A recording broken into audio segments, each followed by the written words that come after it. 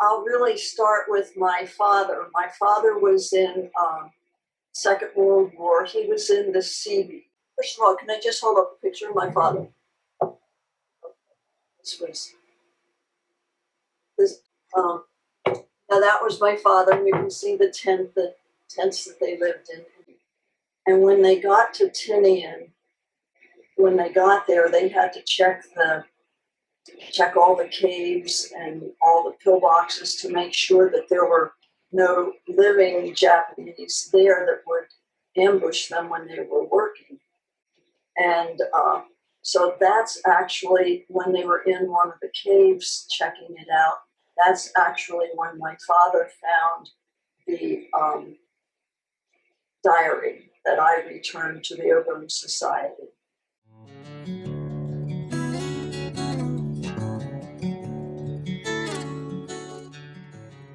So I came back from the post office and my phone was ringing.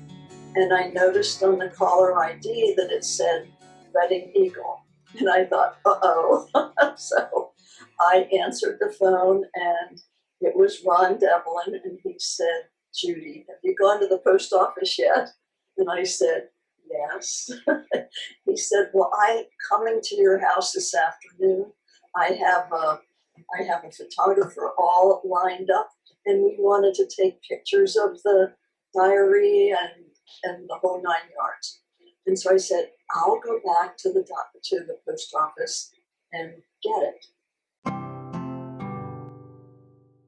This is what I call a diary-like book that was just pocket-sized, taken from a Japanese soldier during the Second World War. My father was stationed in Tinian, which is part of the Mariana Islands, and he said to us that he took it from a dead Japanese soldier in a cave. I don't know what this book is. It just seems big enough to fit into a man's pocket. There's all sorts of writing in it. It's divided into perhaps 4 or 5 days on each page, so that's why I thought maybe it was a diary. And then just over the weekend, I read a story about returning a soldier's flag. And there's an organization, I call it OBON, O-B-O-N Society in Oregon.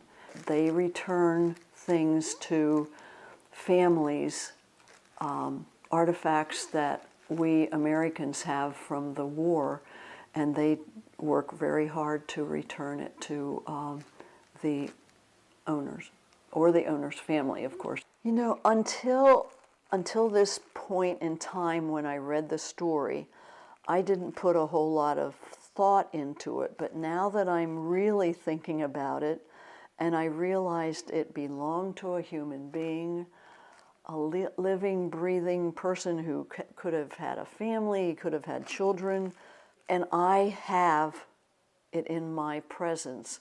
And now I can hardly wait to, not say get rid of it, but I can hardly wait to send it to the OBON Society, because someone in Japan belongs to this book. It belongs to them. And if the same thing would have happened to me if I'd lost my father in the war and somebody had something to return, that would be such a treasure, because it would probably be the only war item that I had from my father. And I did get the box back, returned home, called Ron Devlin, and a couple hours later, he and the photographer were there to do their story and take the pictures.